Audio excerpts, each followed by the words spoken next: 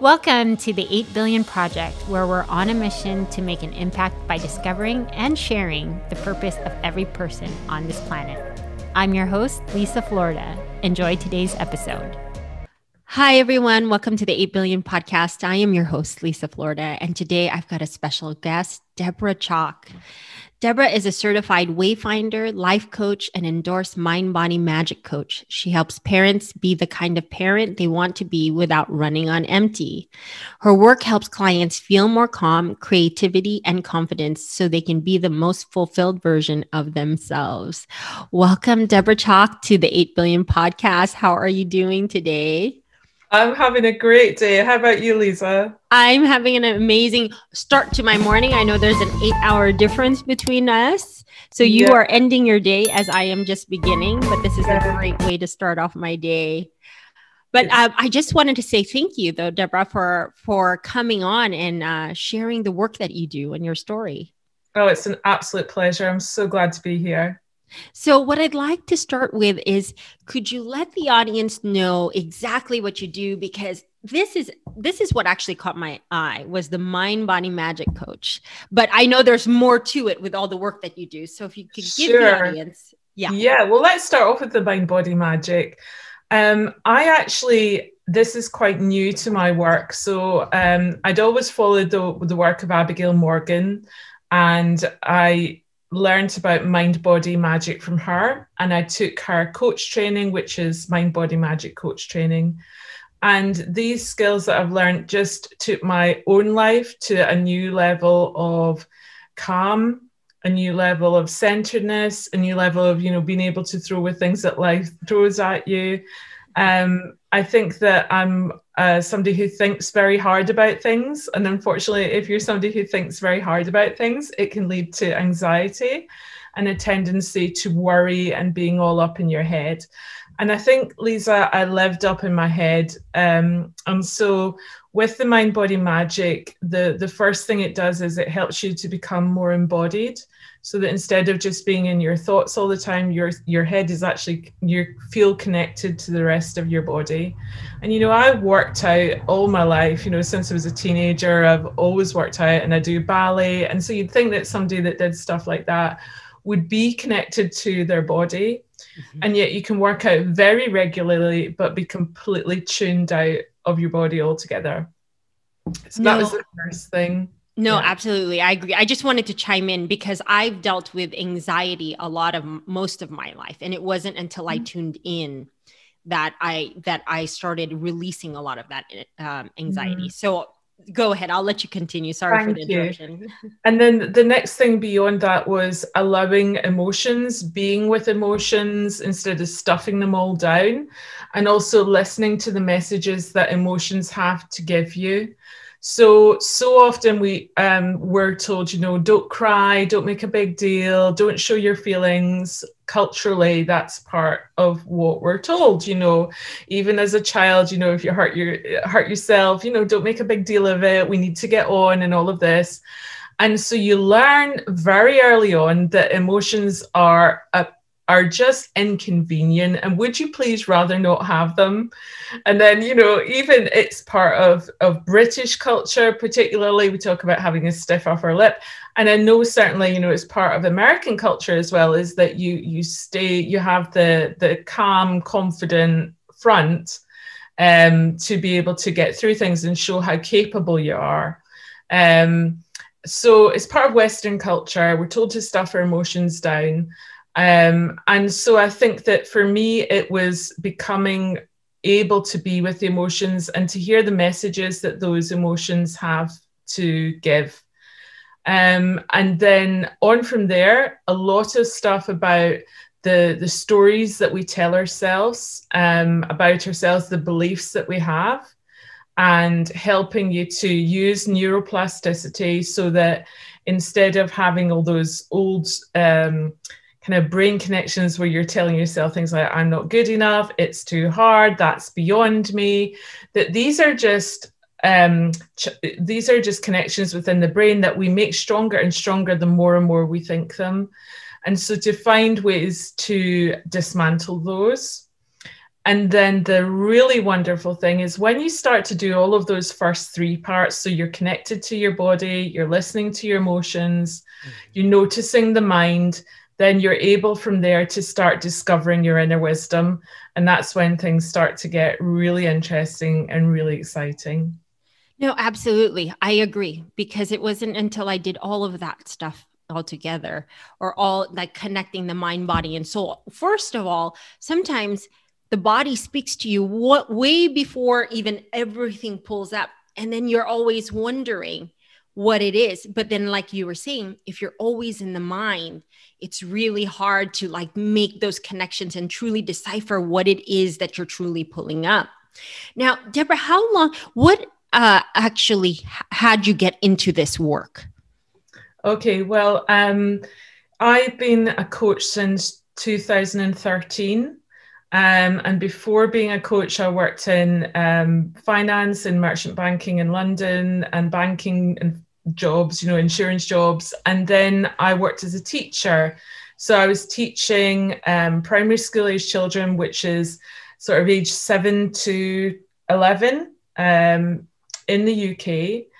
And with my husband's job, we were moving very regularly. So we would keep moving, and I would start a new job, and I'd have to feel that I was starting from scratch again, that I needed to get to know everybody, get to know how the school did it. And it ended up really, really stressful. And, any of your listeners that are teachers will know just how much is asked of teachers. Particularly coming out of the pandemic, I haven't gone through that as a teacher, but oh my goodness, they were told, in a week's time or whatever, you're going to be now teaching online, get on with it. It was crazy. And there's this thing about, teachers are just expected to run with it, to be adaptable, and they are, and they do it, and they made it, lots of them made it work really well. But it wasn't going to work for the lifestyle that we had. And I'd always read self-help books, since I was a teenager. I loved, the early ones when it wasn't cool to be seen in the self-help part of the bookshop. Right. I agree. Go in there like, oh. But now people are opening up to it. That's what we talked about before being on the show, Lisa, is now people are opening up to this. People are saying, it's okay to be in that part of the bookshop. It's okay to be wondering, okay, I've just got this one life. What am I going to do with it? What is my life purpose? What do I value? All of these questions where, we maybe just thought we had to get through, we had to do our jobs and be there for the people that love us. You can still do that. But there's these bigger questions that you can allow yourself to entertain. Yes, no, absolutely. And going back really to that whole teacher thing with the pandemic, it was so true. And then what was really eye-opening, and why I really do believe there's going to be there is already a huge shift in consciousness happening, and anyone in the audience who can, relate to it. It went from like being the teacher and then you handling maybe close to 20, 30 kids at one time. Now the parents got to see the bird's eye view, right? On top of handling their professional careers. So I know it was really chaotic, even just with my friends and family who had younger kids and sometimes more than one child. You literally have a computer, a laptop going off all at the same time with each of their teachers. So I know it's been kind of chaotic, and I know that's what's making people turn within. So yeah, absolutely. It's really making people reassess. I think they've also seen, especially my first job was very much what was called the rat race. So, I'd get the train each morning from Wimbledon to Waterloo Station to the City of London. Everybody was crammed in like sardines in a tin and on the way into work. The equivalent would be the subway in New York, I suppose. Everybody going in, then you'd work out at the gym, and then you'd head home, and that was your day, and that was your life. And then people have now been spending time at home, and they've maybe done a bit of yoga in the middle of the day, or they've got a puppy for the first time, or they've just been in their home environment. And I think that cocooning, if you like, can actually lead to a reassessment of what you want and where you're headed. So my first coach training was with Dr. Martha Beck, and she teaches about the change cycle. And in the change cycle, the caterpillar goes into the cocoon. And it doesn't go straight to being a butterfly. It goes, first of all, to being like green gloop. And it has the imago, the idea of the butterfly it will become. And so some of us have been in the cocoon that's been caused by the pandemic. We've been within our homes. Not everybody has had that. And, I really so applaud the people that haven't been able to be in the cocoon and have been out there in the medical facilities and all of that. But for some of us, it was very much, stay in your cocoon and stop the spread. And so we might be in the green gloop stage. We might be, we're not what we were before. We've changed. We're not what we're going to become. Right. No, absolutely. And for anyone in the audience, when she's talking about the green gloop, it's sometimes people attribute it like, on a spiritual sense, sometimes it depends. It depends. Some people will call it the dark night of the soul, because you're literally turning within yourself to truly take a deeper look at all of those things. And one of the things too, we spoke about, or for at least for myself, what I had never realized, I'm 43 right now. And what I never realized most of my life was I was always attuned to people's feelings. I didn't know it was an empath. And so for me, Deborah, what I was experiencing, even since a young age, I would have, not only are you, anyone in the audience can connect with this, even from a young age, if you're very susceptible or very sensitive to like emotions, you might have to look into probably reading about being an empath, because not only are you dealing with your own personal emotions, anything in your immediate environment, you're dealing with those emotions too. And sometimes you can't sift through the difference of that. And that's why some people say, my life is so chaotic. Well, yes, it is, because if you're very attuned to emotions, you're probably picking up so many different emotions that you think are even yours, but might not even be that. That's why it's so this. Right. Yeah. And I'm exactly the same and didn't understand it for years. And then you start to realize why, if you go into crowded places, that when you then go home, that you feel a bit funny, or you'll just pick up on the energy of somebody. And when you start to realize that is happening to you, just the awareness of that is such a help. And then with the mind body stuff, there's lots of grounding practices you can do, and energetic practices where you basically look after your own energy, so you can be with other people even when they have negative energy that would otherwise have affected you. Right. Yeah. Now, Deborah, let me ask. So for anyone in the audience that's like really interested in Deborah's work, if someone from the audience, or even just a client in general, just will come up to you, what is your process of assessment with them? Because you obviously teach on different things. Like, how do you know which areas for a person to focus on once a client comes in? Do they take like an intake form? Do you have, do you go through a consultation session with them? Okay, so sometimes it's with an intake form, and then we'd go from there. And the intake form I try and make really to touch in different areas of their lives, because I work with a lot of parents. And even when people sign, first of all, with me to work on parenting, it's never just the parenting. People come as whole people. And, we connect with people through and say, this is who I help. But really, as a coach and as a mind body coach or Wayfinder coach, I help people with what's happening in their lives. So it starts off with the parenting, but then it tends to go into whatever they need the help with. Also, a lot of people that I work with, they may have got to know me over time. So, you know, I have a Facebook group that people are part of that community, or they might start off and do a course with me and get to know me that way. So it means that when they then come to work with me one-on-one, we already know each other. And that certainly is another really lovely way.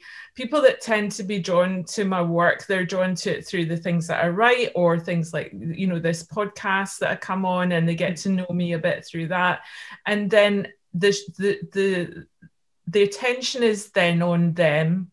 You know, in all of the sessions, all of the attention is on them, on what's going on in their life and what they need the help with.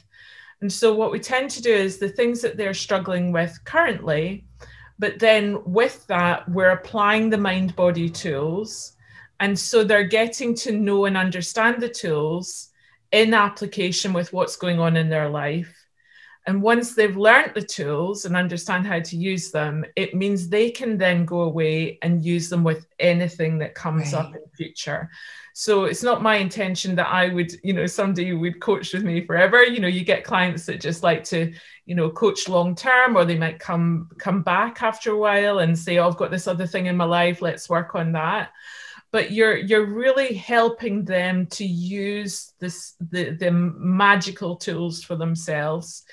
I find them just such a huge help in the pandemic, especially. It was a really stressful time in building my business as well, just to make it a lot more fun. And, you know, when I first started off, I got all these ideas of, you know, and you'll know as an online entrepreneur as well, there's so much talk about being on your computer all the time and at weekends and all of that. And it's unsustainable. So for me, having a way of creating my business from a place of enjoying it and loving it and feeling inspired to do it is just a real gift.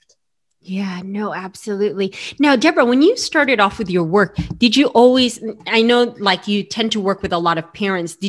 Was there specifically a reason why that you went into that? Or did you just find yourself like more parents being drawn to your work?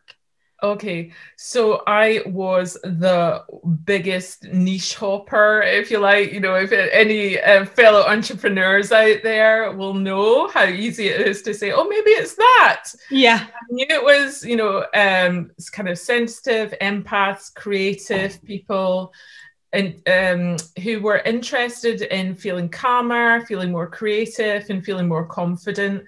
And they came to me, you know, a lot of them were writers or coaches, and they happened to be mothers. Okay. So my own journey with parenting is one of the biggest things I've done in my life. That is it's self-development. You know, being a parent encourages you to really step up. It brings up all your stuff and it challenges you in all kinds of ways. And so I avoided being a parenting coach for a long time. And I avoided it because I thought I wasn't good enough to be a parenting coach. That to be a parenting coach, you had to be a perfect parent. It turns out, Liza, there's absolutely no such thing as a perfect parent. And the perfectionism is something that, again, has been, you know, something that I'm having to learn to deal with in my own life. And again, the mind-body stuff has helped massively with that, in being just a whole lot more self-accepting, kinder to myself. And so it was almost like I'm doing it because there is the resistance there, because I think I should be perfect to do it. But the fact that I'm not perfect makes me a better coach. Because who wants to be coached around parenting by somebody who's the perfect parent or thinks that they are? No, exactly. You know what's even becoming big too? And I don't know if this is happening in the UK because of the pandemic. A lot of people have taken on dogs or puppies. Yes. And so that's another way it's absolutely the same way of parenting, because I took on my sister's dog for about 5 weeks because she had puppies. Yeah. I was like, oh my goodness. I was just like, this was like being a brand new mom again. I so remember that. So we've got our dog now who's a rescue. And before her, so we got her when she was 2, but the dog before her we got from a puppy. And we did all the stuff, like he would cry at night. So we had to start off in our bedroom and then gradually get moved along away from the bedroom. And, all the classes that you take them to, and you just feel like a proud mama. And, I really think for me and my husband, it was honestly great practice. Right? Because it's suddenly not just the 2 of you. You're thinking, I need to look after the dog. I need to make sure that they're there. And it's a whole big lot of responsibility. It is. Yeah. It is. Sometimes it even is even more than sometimes child, because my son's 17 now. So I feel like sometimes, because he goes out with his friends, he works, goes to school, I feel like I almost have a roommate. Whereas my sister's puppy, I was just like, oh, where are you going? And then I couldn't just get up and go wherever I wanted to go. It was very much like that. And then, I mean, it was such a blessing to have him with me for 5 weeks, but it brought me back to like motherhood again. Because I get it. Yeah. I remember with Bertie thinking, because he was at the chewing stage and we had these plastic keys, and we used to say whenever he was going to chew, where's the keys and stuff. Right. The keys. And I don't watch a lot of TV, but I remember thinking I'll never be able to watch a whole TV program again, because he was already there chewing everything. And our wedding album has actually got puppy chew marks on oh my gosh. See, you always have something. I know there are things I don't have anymore because he absolutely chewed them and they're gone. Yeah. But dogs, they teach you patience, they teach you unconditional love. They're amazing. It was amazing, because when I went to go give him back, I was like, oh my gosh, I've never loved a dog or an animal so much in my whole life, because he was really there. Like, I had him beginning of June, and I went through a lot of shifts and changes in June. And he was there. Really, they really do hold space for you emotionally. They do.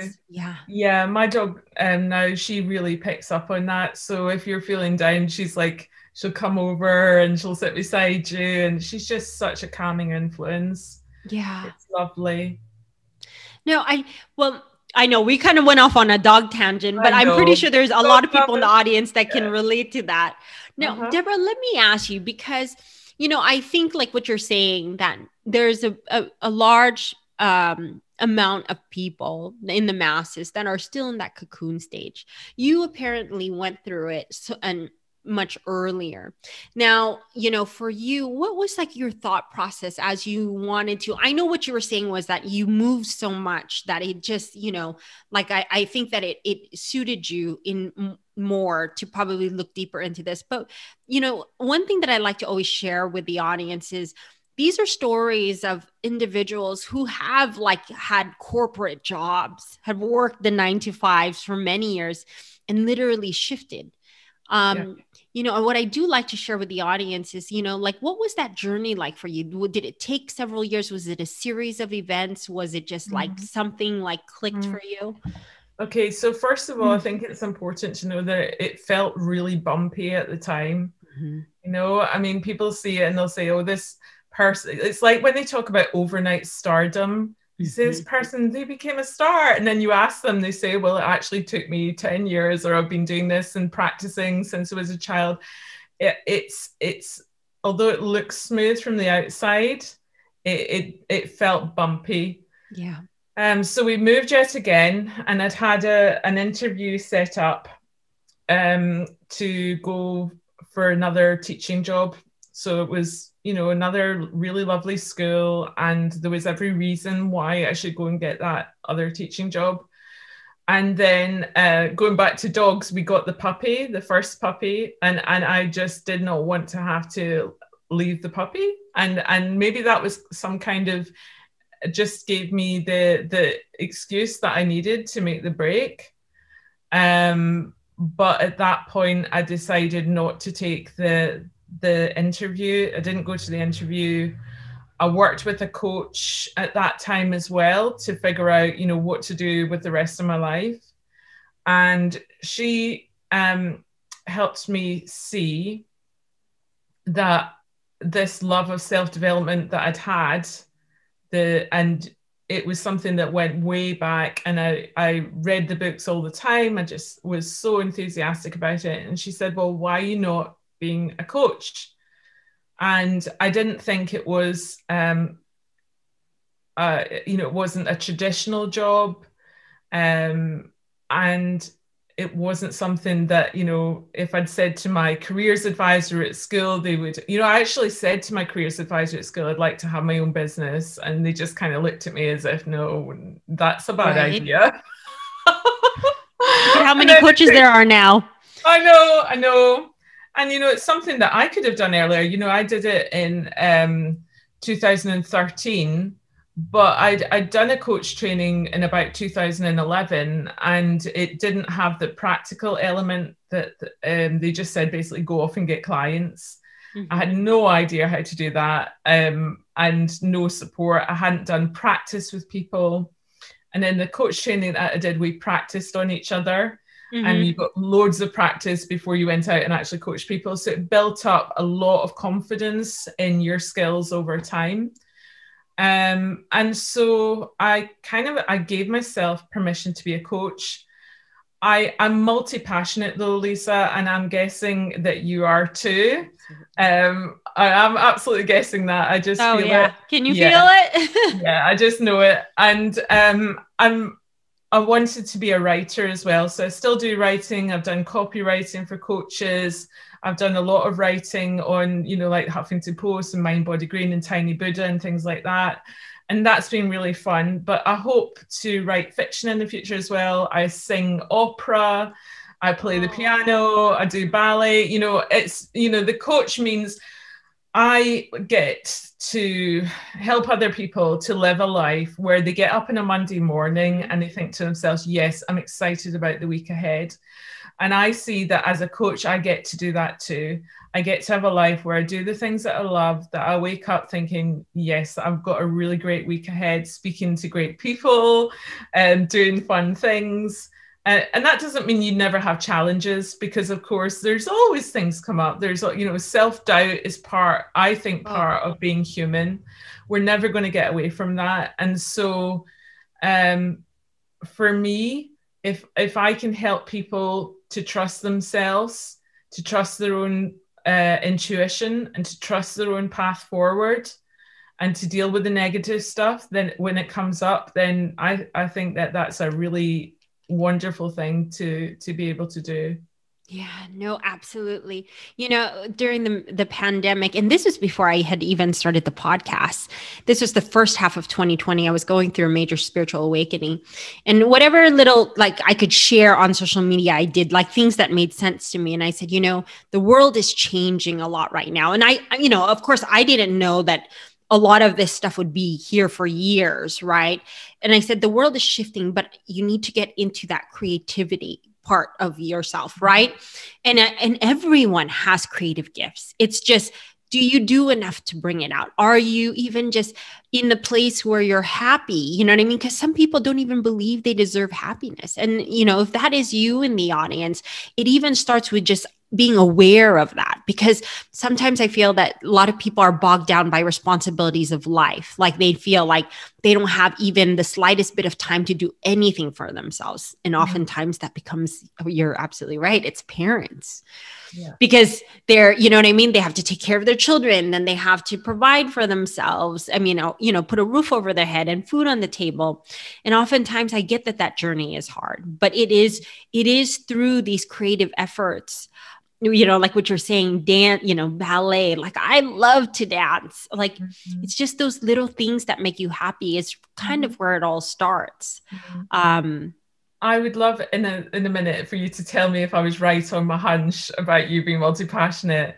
But one thing I'd just say on the, if there is somebody out there who's listening and they think, I can't possibly take any of that time for rest or play. One thing that my mentor, Abigail Morgan, has spoken about recently for people that are in that situation is to take micro breaks and just put them throughout your day. So a micro break is just this very short amount of time where you do something that just delights you.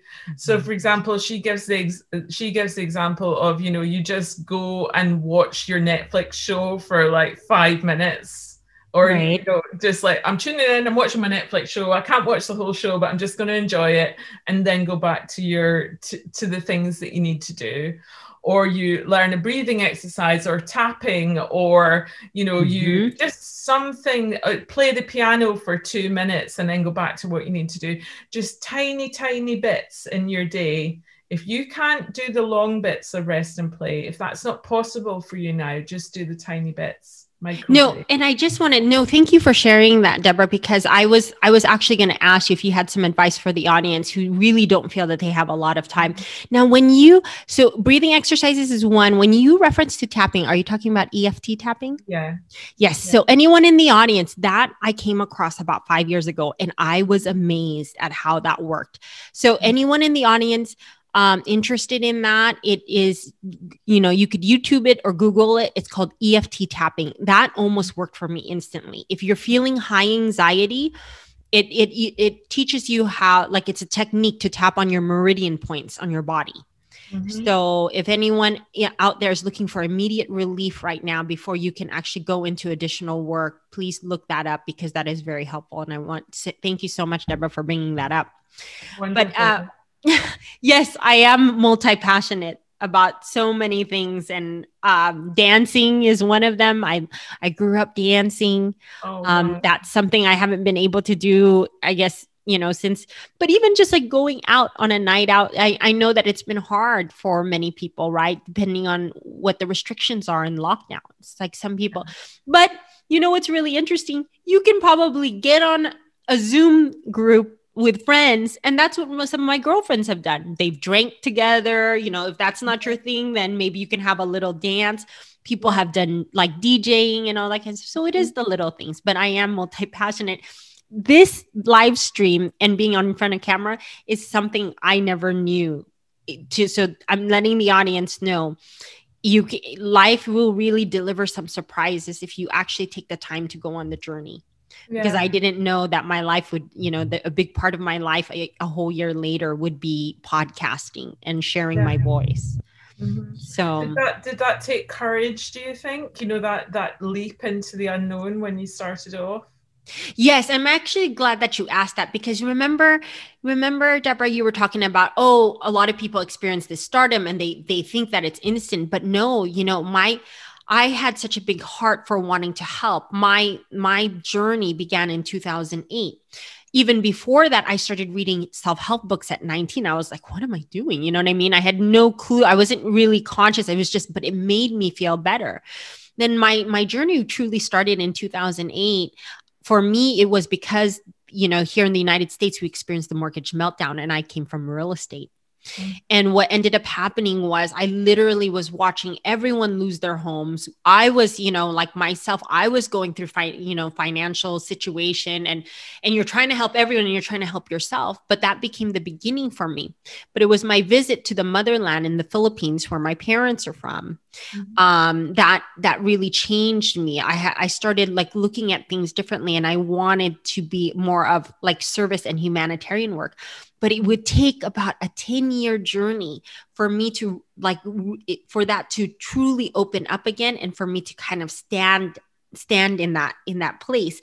And the only reason I came across podcasting was because I was live streaming last summer to the Philippines, and that was my only way of connecting with them.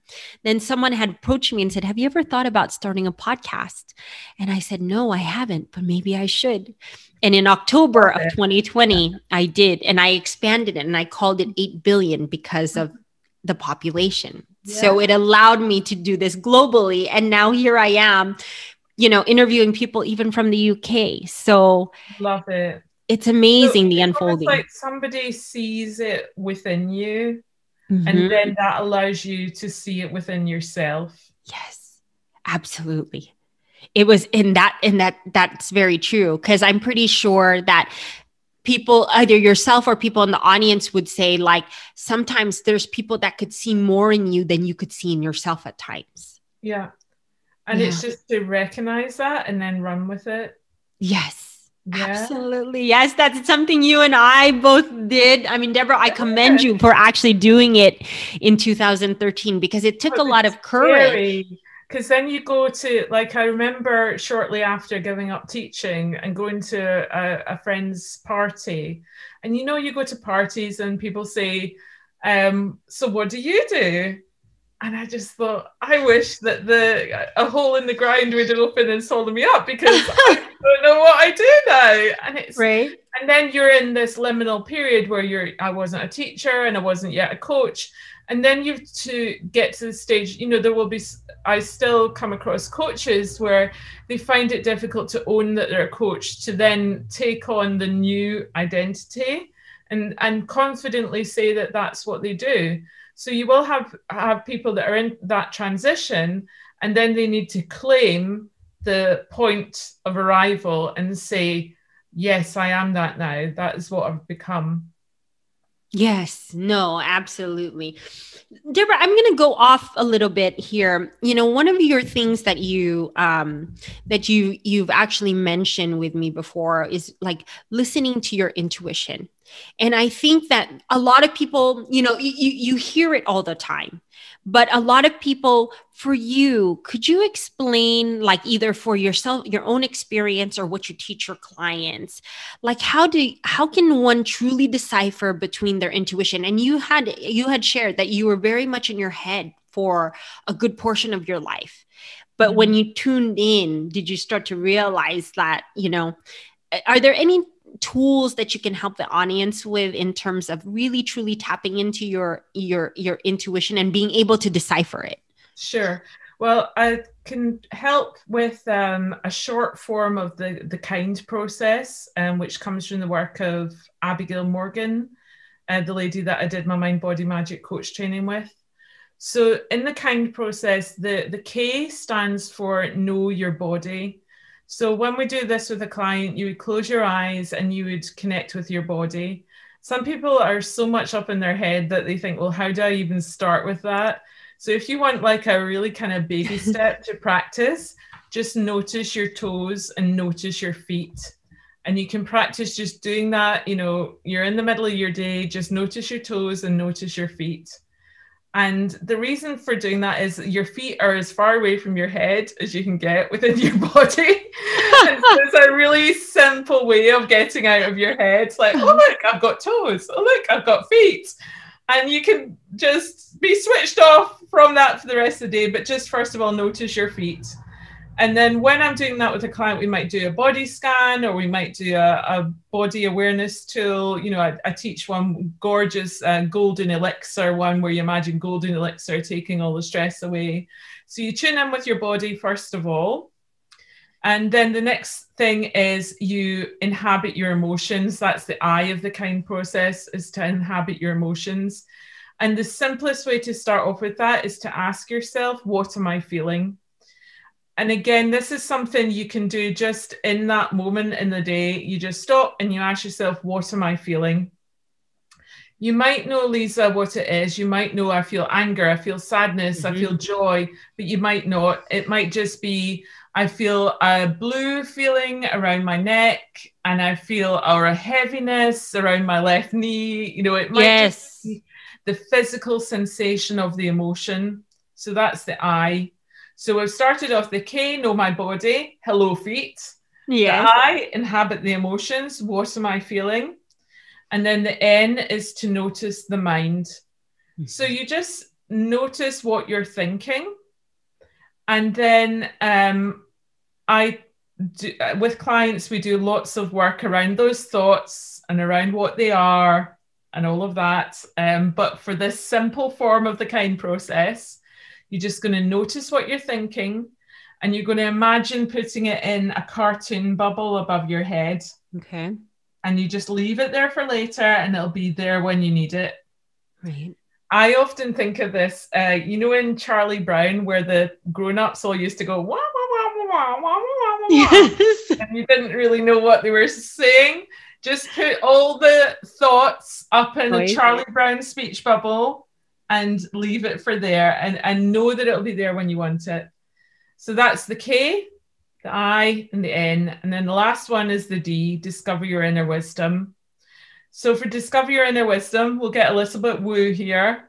Put one hand on your heart and you put another hand just between your eyebrows on your third eye, and you just rub gently.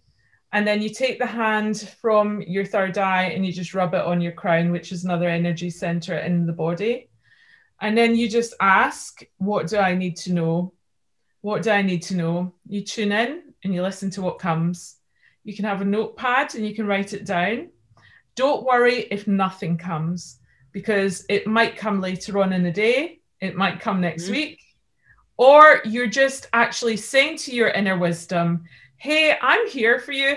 I know I've been ignoring you for months, for years, but I'm giving you space. What do you need to tell me? Yeah. And you listen for the downloads and you record them if they come, and you don't worry if nothing comes. And then for the last part of the practice, the kind of cream to the coffee, if you like, is to ask, what do I need? And what's the kindest thing I can do for myself, either right now or as soon as possible? And that's it. That's how you tune into your intuition. Amazing. No, I'm so glad I touched on that. And that was, you have dropped so many amazing gems. I call them gems here on the 8 Billion podcast, because it's advice. And that's what I want to share with you, the audience. These are helpful tips along the journey for you as you awaken to your true inner self. And we all have it. That's what I'm saying, right? I think that we're all, I say this on many times, we're all spiritual beings having a physical experience. And whether, agree. Yeah. Whether wherever you are on your journey, if that's the first time you heard it or you already know that, just know you're exactly where you're supposed to be. Be kind to yourself. Use the KIND acronym in order to, like what Deborah shared, to go on your journey, to tap into your intuition, because that's really where all the answers are. Yeah. And I did a course recently for another coach friend of mine, Jeanette Maw, because she's a law of attraction coach. I did a course recently for her people on digital digital mindfulness. And there's a difference, because digital minimalism just means turning off all your computers as much as possible. But digital mindfulness is about thinking what will work for you and what won't. And part of what we talked about in that was how much we look for our answers on Google when the answers are actually inside you. True. No, absolutely. I fully agree. I've heard that for a good portion of my life. And it wasn't until I really took that journey, you know what I mean, that I truly found all the answers. That's where it's led me today. So love it. Yeah. Now, Deborah, if the audience is interested in any of your work or looking to get a hold of you, thank you so much for sharing everything. This is just like, it's just scratching the surface right now. What is the best way to get a hold of you? Okay. Well, because of my digital mindfulness, I'm not massive on the internet. So if people want to get in touch, I'm at deborahchalk.com, which is DEBORAHCHALK.com. They can sign up there for the Releasing Tension meditation with all the golden elixir from Abigail's work, but I've recorded it with my Scottish accent. And then that also, through that, you get the link to join my Facebook group. And so I have a free Facebook group as well. So those are the best places for people to get in touch. And if people want to work one-on-one with me, again, the contact details and the information for that is on my website. Absolutely. Thank you so much, Deborah.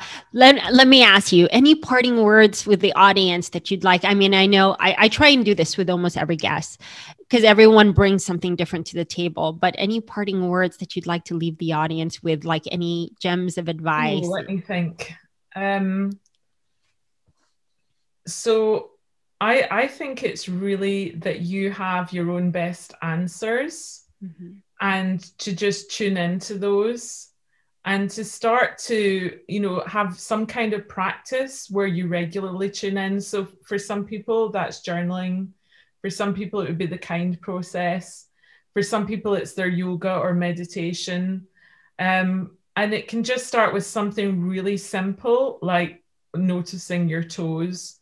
You don't have to, divorce yourself from a busy life to be able to be a spiritual being. Yeah, no, absolutely. Well, thank you so much, Deborah, for being on the 8 Billion podcast. Like I tell all of my guests, you're more than welcome to come back, share your more stories as everything kind of unfolds with the world. Thank you. And I would love to have you back whenever you are. And best of luck to you on your journey. And like I said, thank you again. So thank you, audience, for tuning in to this week's episode of the 8 Billion podcast. And we will see you on next week's episode. Thank you for listening to today's episode. If it's moved you in any way, please review and share your thoughts or text me your thoughts at 949-247-2800.